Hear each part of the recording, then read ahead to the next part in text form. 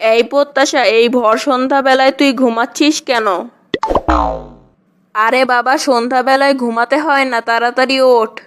হ্যাঁ মা, উঠছি। হ্যাঁ, তাড়াতাড়ি ওঠ। আচ্ছা মা। এই প্রত্যাশা, তুই পড়তে যাবি না? অনেক দেরি হয়ে গেল তো।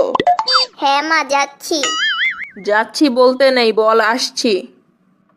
হ্যাঁ মা, আসছি। আচ্ছা, সাবধানে যা। আচ্ছা।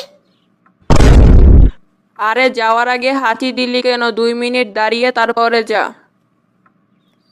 আবার 2 মিনিট দাঁড়ানোর দরকার কি? আমার তো দেরি হয়ে যাচ্ছে। বললাম না 2 মিনিট দাঁড়া। এই প্রত্যাশা, এই সন্ধ্যাবেলায় তো চুল খোলা কেন? তাড়াতাড়ি চুল বাঁধ।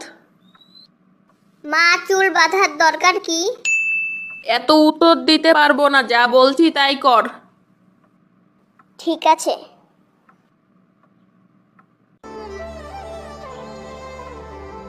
আচ্ছা, এখন আমি যাচ্ছি। আবার যাচ্ছি বলে বল আসছি। হ্যাঁ, আসছি। মা, আমি এসে পড়েছি।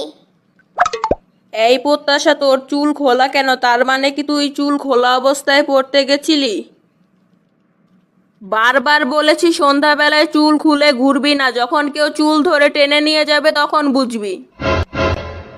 চুল ধরে আবার কে টেনে নিয়ে যাবে? আরে তুই জানিস না সন্ধ্যাবেলায় ভূত পিশাচরা ঘুরে বেড়ায়? আরে মা, এগুলা হলো কুসংস্কার, আর এটা এত আস্তে বলার কি আছে? তুইও আস্তে আস্তে কথা বল, রাত্রেবেলায় ওদের নাম নিতে হয় না, ওরা যদি শুনে ফেলে।